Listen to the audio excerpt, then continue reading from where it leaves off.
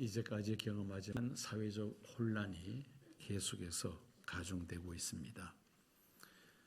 야당의 행정부에 대한 이어진 탄핵, 그리고 국민들에게 큰 충격을 안겨준 대통령의 계엄령으로 국론이 둘로 갈라져 있습니다. 국회의 대통령 탄핵 결의로 국민은 탄핵 기각파와 또 탄핵 찬성파로 치열한 대립을 하고 있습니다. 대통령 탄핵 여부를 결정해야 할 헌법재판소는 판결을 계속 미루므로 혼란이 더 가중되고 있습니다. 또 대외적으로는 미국 대통령으로 당선된 트럼프, 그동안 세계 속에서 미국이 해왔던 경찰 국가로서의 그 역할을 저버리고 아메리카 퍼스트, 미국 제일주의로 주장하면서 동맹국과의 관계도 철저하게 경제적 이해관계로 그렇게 재정립을 하면서 국제 질서에 지금 큰 변화가 일어나고 있습니다. 수출 주도 경제 구조를 가지면서 경제적으로 대미 비중이 큰 대한민국, 미래의 불확실성으로 위기에 처했음에도 불구하고 국내 정쟁 때문에 이 문제를 제때 대처하지 못함으로 경제적 불안감이 더 지금 커지고 있는 것 같습니다. 설상가상으로 참 전례 없는 대형 산불이 경상도 지역에 일어나서 많은 인명피해와 또 수많은 이재민이 발생하였습니다. 경제적 피해가 엄청날 것으로 예상을 합니다. 자, 이렇게 정치적으로, 경제적으로, 또 사회적으로, 외교적으로 심히 불안한 상황에서 우리는 오늘 시편 62편 말씀을 통해서 우리가 어떤 신앙적 자세를 가져야 하는지 말씀을 통해서 깊이 살펴보고자 합니다. 시편 62편은 다윗이 쓴 시입니다. 다윗이 시편을 62편을 쓰게 된 배경은 그가 대적에 의해서 고난을 당하고 있을 때였습니다. 다윗은 이스라엘 왕들 가운데서도 가장 훌륭한 왕으로 추앙을 받고 있습니다만은 또 상대적으로 다윗만큼 고난과 역경이 많았던 왕도 없습니다. 여러분, 큰 물체의 그림자는 또 비례해서 그림자도 크듯이 이렇게 추앙받는 다윗 왕입니다마는 그림자도 큽니다. 그가 겪은 고난과 역경도 크다는 말이죠. 다윗이 왕이 되기 전에는 사울 왕으로부터 미움과 시기를 받아 여러 차례 죽을 뻔한 고비를 겪습니다. 이스라엘 영토 안에는 숨을 곳이 없어서 적대 국가였던 블레셋으로 피신을 해야 할 그런 상황이었습니다. 사울 왕이 죽고 다윗이 이스라엘의 왕이 되어서 영토를 확장하고 왕권을 어느 정도 이제 기반을 잡았을 때에 그만 다윗은 시험에 들어 밧세바와 간음죄를 지었고 그 간음죄를 은폐하기 위하여 충신이었던 우리아를 간접적으로 살인하는 그런 살인죄까지 짓게 됩니다. 다윗은 밤마다 침상을 눈물로 적시면서 하나님 앞에 철저하게 회개하면서 다시 회복이 되죠. 그런데 지금까지 다윗이 경험했던 그 고난과는 비교할 수 없는 더 큰 시련이 다윗에게 찾아옵니다. 그것은 바로 사랑하는 아들 압살롬의 반역이었습니다. 압살롬이 다윗의 신하들을 은밀하게 포섭해서 반역을 일으킵니다. 다윗은 신도 신지 못한 채 맨발로 왕궁에서 야반 도주하는 어처구니 없는 그런 일을 당합니다.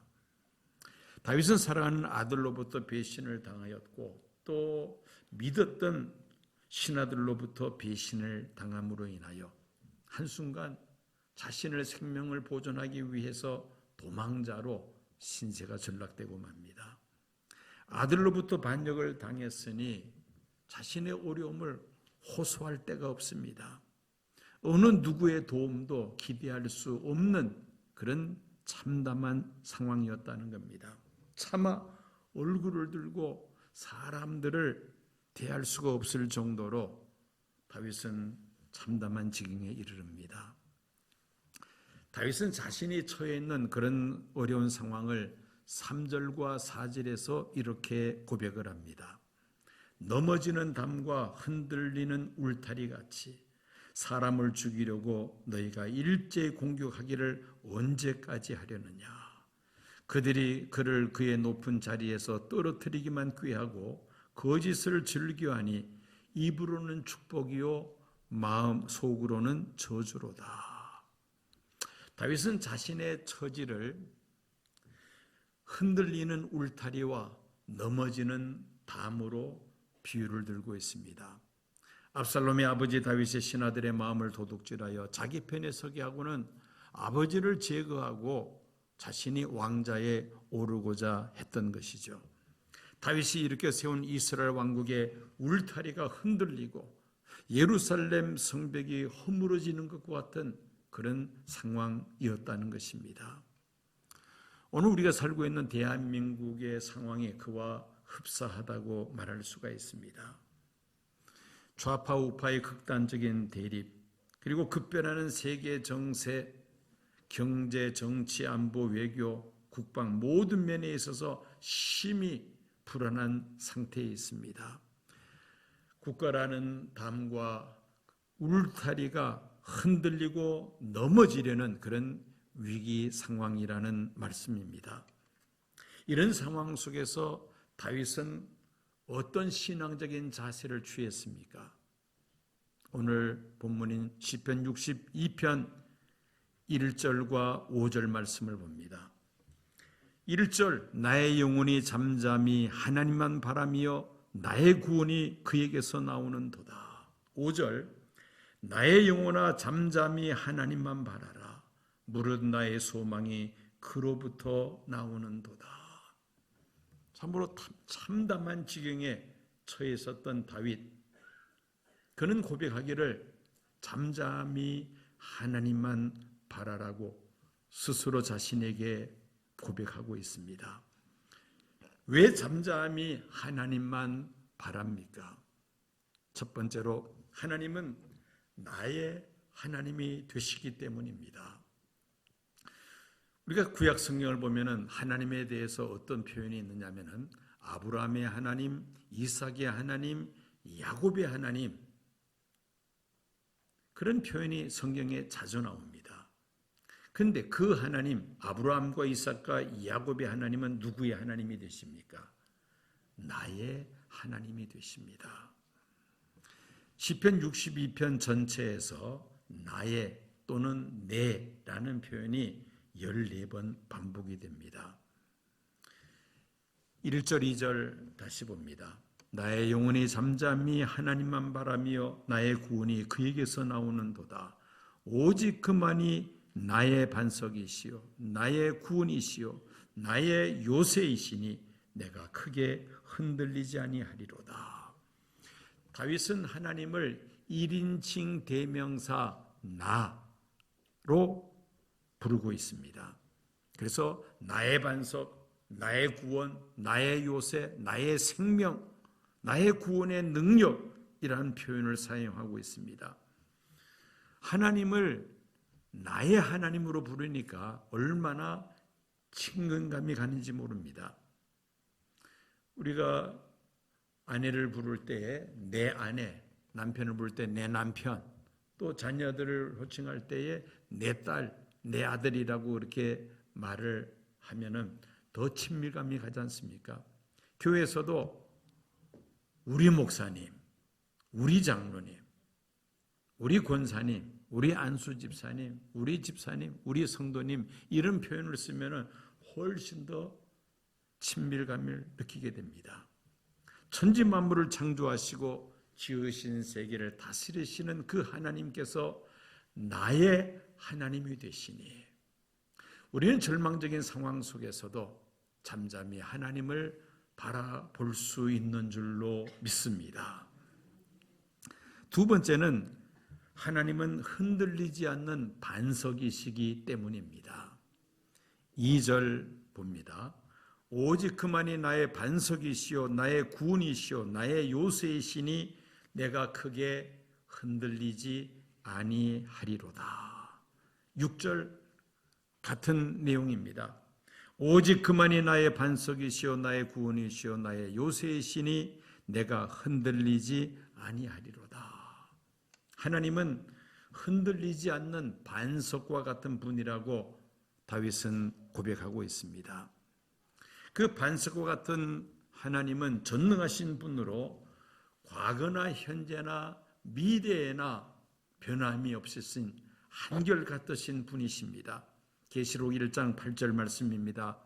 주 하나님이 이르시되 나는 알파와 오메가라. 이제도 있고 전에도 있었고 장차 올 자라 하시니라. 하나님은 과거, 현재, 미래에 걸쳐서 한결같으신 분이시라는 말씀이죠. 자, 이 한결같으신 하나님 입에서 나온 말씀은 영원히 변치 않는다고 이사야 40장 2절에서 말씀합니다. 푸른 마르고 꽃은 시드나 우리 하나님의 말씀은 영원히 서리라 하라. 자, 우리가 믿는 하나님은 이처럼 과거나 현재나 미래에 영원히 변치 않으신 한결같으신 하나님이신 줄로 믿습니다. 흔들리지 않는 반석과 같은 하나님이시라는 말씀입니다. 설마 하다가 그만 다윗은 아들과 믿었던 신하로부터 반역을 당하여 예루살렘 성에서 쫓겨나는 신세가 되고 맙니다. 다윗은 철저하게 깨달았을 것입니다. 사랑했던 자식도 믿을 만한 것이 못되고 충성스럽게 보였던 신하도 의지할 만한 것이 되지 못한다는 사실을 깨달았던 것이죠. 오직 흔들리지 않는 영원하신 한결같으신 하나님만 믿고 의지해야 함을 다윗이 깨닫게 되었다는 것입니다. 여러분, 세상은 끊임없이 변합니다. 사람의 마음 역시 상황에 따라서 수시로 변합니다. 그러나 하나님은 흔들리지 않는 반석과 같으신 분이죠. 영원히 변함이 없으신 분이기에 우리는 절망적인 상황에서도 나의 하나님을 의지하며 잠잠히 하나님을 바라보게 되는 줄로 믿습니다. 세 번째로 하나님은 권능은 하나님께 속하였기 때문입니다. 11절 말씀 보시기 바랍니다. 하나님이 한두 번 하신 말씀을 내가 들었나니 권능은 하나님께 속하였다 하셨도다. 이 권능이라는 단어는 권세와 능력이라는 단어를 합친 것입니다. 눈에 보이는 것으로 세상을 판단한다면은 권세가 권력을 쥐고 있는 몇몇 사람에 의해서 좌지우지하는 것처럼 보입니다. 그래서 사람들은 그 권력 앞에서 머리를 조아립니다. 그리고 그 권력을 얻기 위해서 수단과 방법을 가리지 않습니다. 권력을 쫓아다니다가 패가망신하는 사람들 적지 않습니다. 그런데 곤불 10년이라는 말이 있듯이 인간의 권력은 10년을 넘기기가 어렵다는 것이죠. 언젠가는 그 권력을 내려놓아야만 하며 시간이 지나가면서 사람들의 그 기억에서 사라질 것입니다. 그러므로 우리는 세상 권력을 쫓아갈 것이 아니라 권세와 능력이 하나님께 있음을 깨닫고 하나님을 의지하고 잠잠히 하나님만 바라보아야 할 줄로 믿습니다.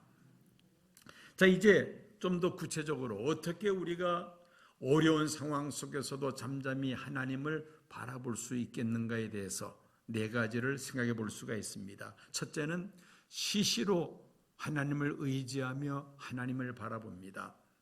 8절 말씀 우리 다 같이 한번 읽어볼까요? 백성들아 시시로 그를 의지하고 그의 앞에 마음을 토하라. 하나님은 우리의 피난처시로다. 시시로 그를 의지하고, 시시라는 말은 항상이라는 말입니다. 언제 어디서나 어떤 상황 속에서도 하나님을 의지해야 한다는 말씀이죠. 사람을 의지하고 신뢰했다가 실망할 때가 한두 번이 아닙니다. 그래서 옛날부터 수도사들이 늘 강조했던 말 가운데 하나가 사람은 사랑의 대상이지 신뢰의 대상은 아니라는 그런 말입니다. 한번 따라해 볼까요? 사람은 사랑의 대상이지 신뢰의 대상은 아니다. 그러므로 우리는 사람을 의지할 것이 아니라 잠잠히 누구를 바라보아야 합니까? 하나님을 바라보아야만 합니다. 두 번째, 하나님께만 구원의 소망을 둘 때 우리가 절망적인 상황 속에서도 잠잠히 하나님을 바라볼 수가 있습니다. 1절 말씀 우리 다 같이 한번 읽어볼까요?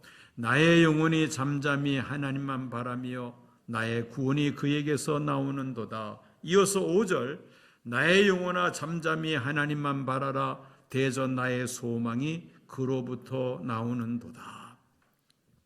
나라가 곧 망할 것 같은데 참 불안한 그런 위기 상황인데 우리가 하루하루 세상을 숨쉬며 살아가는 것은 구원의 소망을 몇몇 지도자들에게 두는 것이 아니라 살아계신 하나님께 우리가 두기 때문인 줄로 믿습니다. 구원의 소망을 하나님께만 두었기에 우리는 어려운 상황 속에서도 좌절하거나 포기하지 않습니다. 잠잠히 하나님을 바라보며 그 역경을 헤쳐나갈 수가 있다는 것입니다. 세 번째로는 하나님 앞에 우리의 마음속에 있는 것을 토해놓음으로 인하여 잠잠히 하나님을 바라볼 수 있습니다. 8절 말씀 다시 한번 다 같이 읽습니다. 백성들아 시시로 그를 의지하고 그의 앞에 마음을 토하라. 하나님은 우리의 피난처시로다. 여러분, 마음을 토한다는 말이 무슨 말입니까? 뭘 한다는 말입니까? 기도한다는 것이죠. 하나님은 우리를 사랑하시며 우리에게 좋은 것을 주시기를 원하시는 사랑의 하나님이십니다. 예수님의 이름으로 기도하면은 하나님께서 우리에게 가장 좋은 것으로 응답해 주십니다. 그래서 우리는 하나님 앞에 우리의 마음의 소원을 기도로 아뢰을 수가 있는 것입니다. 나의 모든 것을 아시는 하나님 앞에 우리가 숨길 것이 무엇이 있겠습니까? 나의 마음과 생각을 아시고 나의 허물과 나의 그 죄를 아시며 나의 열등감과 나의 상처를 아시는 하나님께 솔직하게 내 마음속을 다 토해놓으면 허물과 죄의 사함을 받으며 상처가 치유되면서 우리는 자유함을 얻게 되는 줄로 믿습니다. 하나님을 의지하고 하나님께 내 마음속에 있는 모든 근심, 걱정, 염려들을 다 토해놓으면 어떻습니까? 그때 우리는 하나님이 주시는 놀라운 자유를 누립니다. 내 속에 숨어있는 좌절과 눈물과 아픔과 상처와 고통과 탄식과 괴로움을 다 쏟아놓으면 하나님의 위로하심과 더불어 우리가 자유함을 누린다는 것입니다. 그래서 우리는 어려운 일이 있을 때에 잠잠히 하나님을 바라면서 기도해야만 합니다. 내 마음의 소원을 다 토해 놓아야 한다는 겁니다. 그런 사람들은 어려움 속에서도 늘 마음의 평안을 잃지 않습니다. 늘 표정이 밝을 수밖에 없습니다. 그런 말을 합니다. 낙하산과 사람의 얼굴은 어떻게 해야 산다? 여러분, 낙하산이 비행기에서 낙하산으로 뛰어내렸는데 낙하산이 펼쳐지지 않으면 어떻게 돼요? 그건 살 길이 없죠. 그거는 살 길이 없습니다. 기압부 그래요, 안 그래요? 네? 낙하산이 안 펼쳐지면 그건 죽는 겁니다. 낙하산과 무엇을 펴야 산다? 얼굴을 펴야 된다. 늘 얼굴을 찡그리고 사는 사람이 있죠. 말만 하면 짜증내고 불평하고 원망하고 안 된다 그러고, 이런 사람들 자기 말대로 안 됩니다. 그런 사람은 펴야 삽니다. 다시 한번 따라합니다. 낙하산과 얼굴은 펴야 산다. 성경에는 없는 이야기입니다만은 이 명언인 것 같아요. 명언, 그죠? 낙하산과 얼굴은 펴야 산다. 쭉 머릿속에 여러분들 기억하시기 바랍니다. 예수님께서 약속하셨습니다. 내가 진실로 진실로 내게 이르노니 너희가 무엇이든지 아버지께 구하는 것을 내 이름으로 주시리라. 지금까지 너희가 내 이름으로 구하지 아니하였으나 구하라, 그리하면 받으리니 너희 기쁨이 충만하리라. 우리 성도님들 가운데 여러 가지 어려운 상황에 처해 있는 분이 있습니까?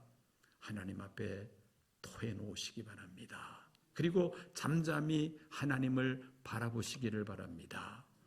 우리가 나라와 민족을 위하여 기도해야 합니다. 정말 기도해야 될 때이죠.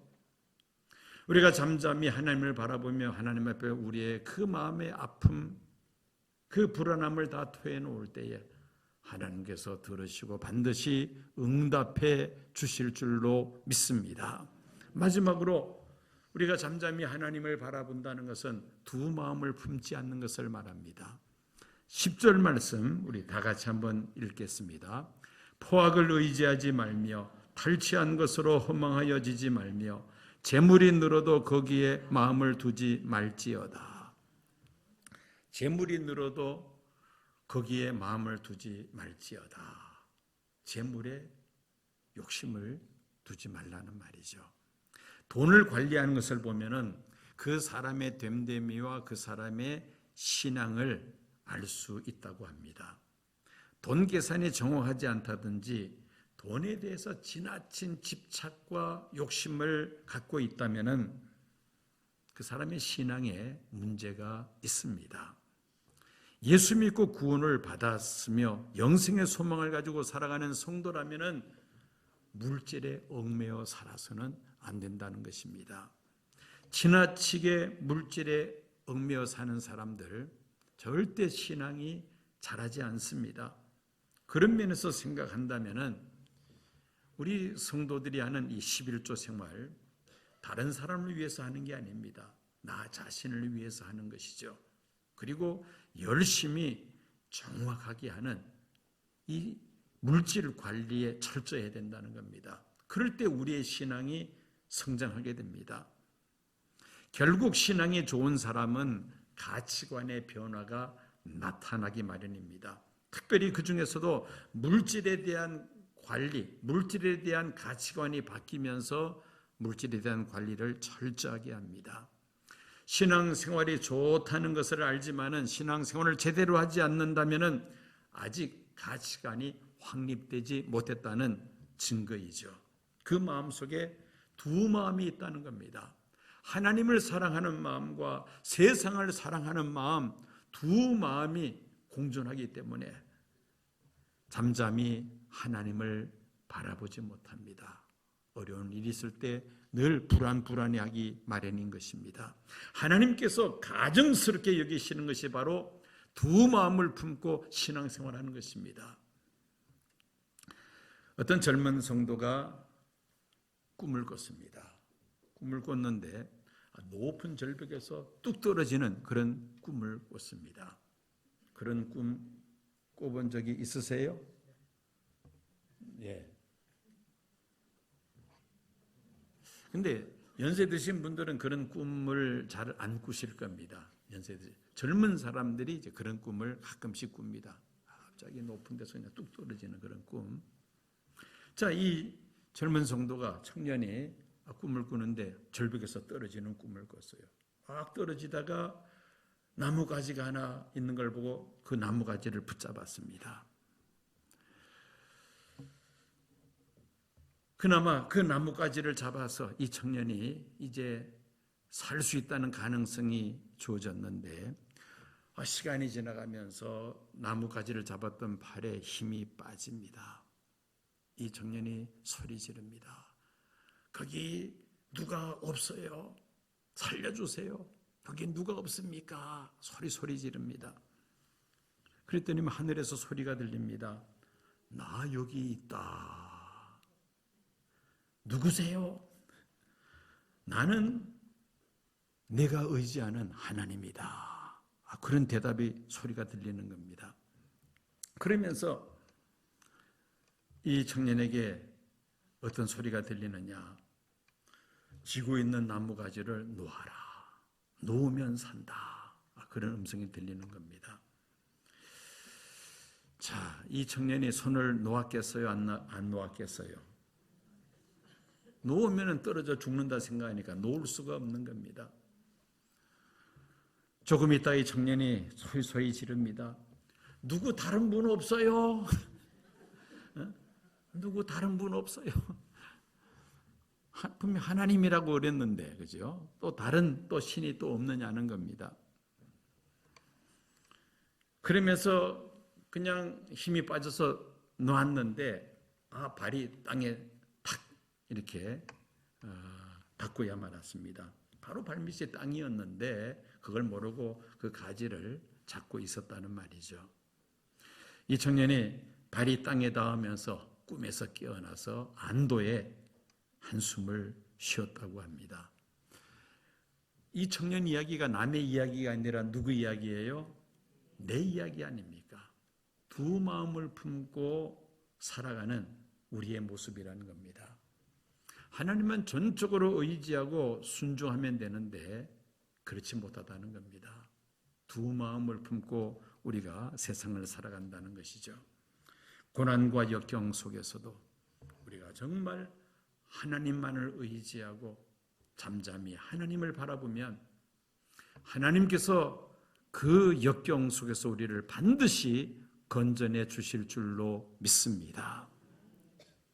이렇게 잠잠히 하나님을 바라보면 12절 말씀 보니까 각 사람이 행한 대로 하나님께서 갚으신다고 말씀하고 있습니다. 12절 다 같이 읽겠습니다. 주여 인자함은 주께 속하오니 주께서 각 사람이 행한 대로 갚으심이니이다. 여러분, 사람의 눈은 속일 수 있지만은 하나님 눈은 우리가 속일 수가 없습니다. 은혜와 사랑에 무한하신 하나님은 누구든지 자신의 죄를 회개하고 예수를 믿으면 죄를 사해 주시고 구원해 주십니다. 그러나 공의로우신 하나님은 똑같이 예수 믿고 하나님 나라에 들어간다 하더라도 천국에서 받게 될 상급은 각각 다 다르다고 말씀하셨어요. 세상 살면서 정말 충성되이 믿음으로 산 사람과 자기 멋대로 살다가 마지막 임종 무렵에 참 하나님 은혜로 회개하고 예수 믿고 천국에 들어간 사람하고 천국 가서 상급이 똑같다면 그건 불공평하신 하나님이시죠. 공평하신 하나님께서는 세상 살면서 어떻게 살았느냐에 따라서 주실 상급이 다 다르다는 것입니다.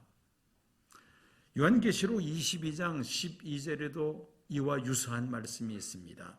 예수님께서 사도 요한에게 말씀을 하시는데 보라 내가 속히 오리니 내가 줄 상이 내게 있어 각 사람에게 그가 행한 대로 갚아주리라.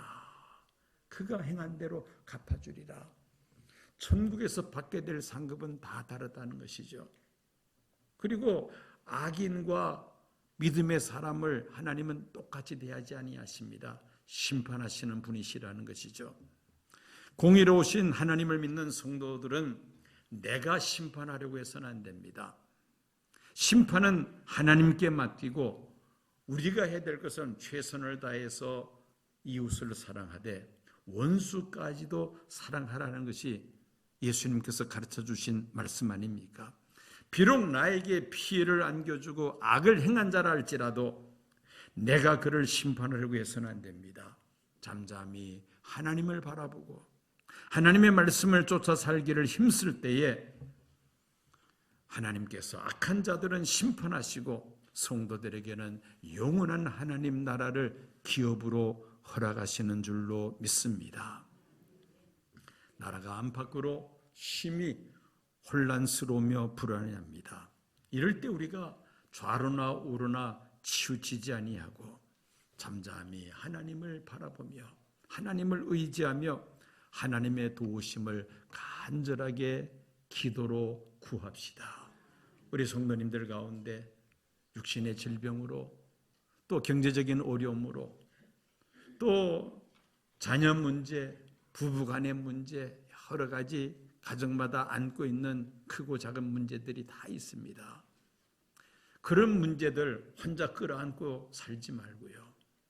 잠잠히 하나님을 바라보며 하나님 앞에 우리의 마음속 사정을 다 토해놓을 때에 하나님께서 우리의 기도를 들으시고 모든 것을 합력하여 선을 이루시고 우리를 가장 좋은 길로 인도하실 줄로 믿습니다. 오늘 말씀처럼 참으로 잠잠히 하나님을 바라보아야 합니다. 특별히 사순절을 맞이해서 예수님의 십자가의 고난을 깊이 묵상하면서 잠잠히 하나님만 바라보며 나라와 민족을 위해서 기도하고 또 나의 여러 가지 어려운 그러한 문제들을 주님 앞에 간절하게 기도함으로 구원의 소망이 넘치는 귀한 사순절이 되시기를 축원합니다.